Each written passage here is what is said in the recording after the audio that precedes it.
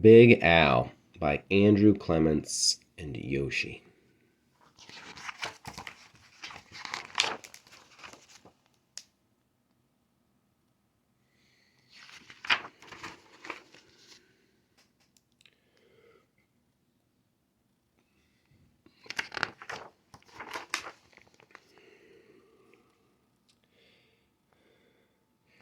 In the wide blue sea, there was a very friendly fish named Big Al. You could not find a nicer fish.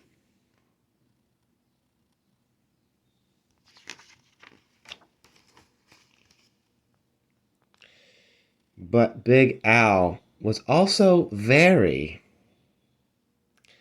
very scary.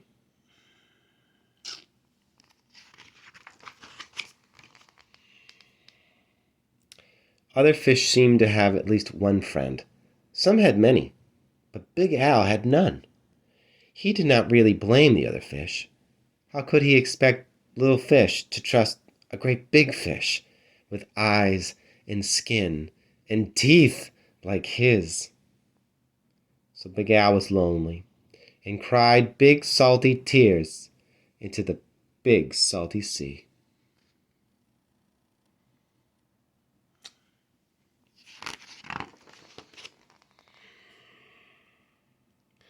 But Big Al really wanted friends, so he worked at it.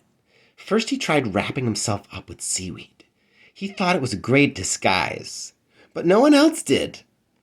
Who wants to stop and talk to a floating plant that has big sharp teeth?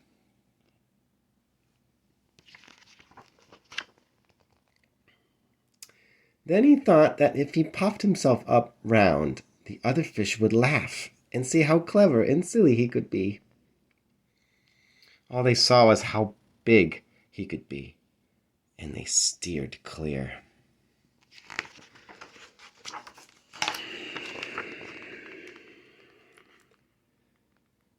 Very early one morning, Big Al went down to the bottom and flopped and wiggled himself into the sand until he was almost covered up. He looked much smaller. When other fish came near, Big Al talked and joked with them and had a delightful time. But then one scratchy little grain of sand got stuck in his gills, and he sneezed. When the clouds of sand cleared away, all the other fish were gone. It's a big sneeze. Big Al even changed his color one day so he could look like he belonged to a school of tiny fish passing by. He bubbled along with them for a while, laughing and feeling like he was just one of the crowd. But he was so big and clumsy that when all the tiny fish darted to the left and then quickly back to the right, Big Al just plowed straight ahead. He went bumping and thumping right into the little fish. Before he could even say excuse me, they were gone, and he was all alone again, sadder than ever.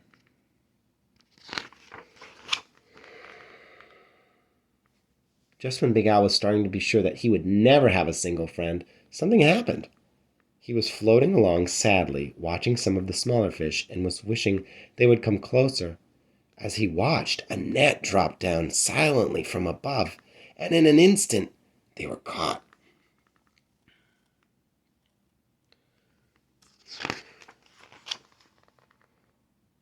Big Al forgot all about being lonely, and he forgot all about being sad. His eyes bulged out bigger and rounder than ever, and with a mighty flip of his tail, he opened his mouth and charged straight at the net. The net was strong, but Big Al was stronger. He ripped right through it, and all the little fish rushed out through the hole.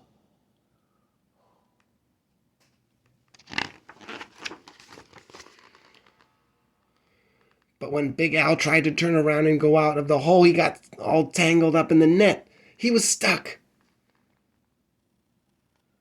The net went higher and higher toward the bright surface of the sea, and the little fish watched Big Al as he disappeared above them.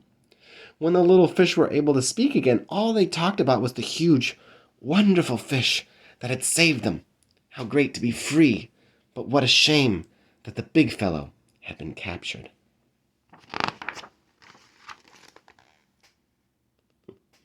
Just then there was a tremendous crashing splash above them, and the small fish dashed away. Was it the Ned again? Not at all. It was Big Al. Those fishermen took one look at him, and they threw him right back in the ocean.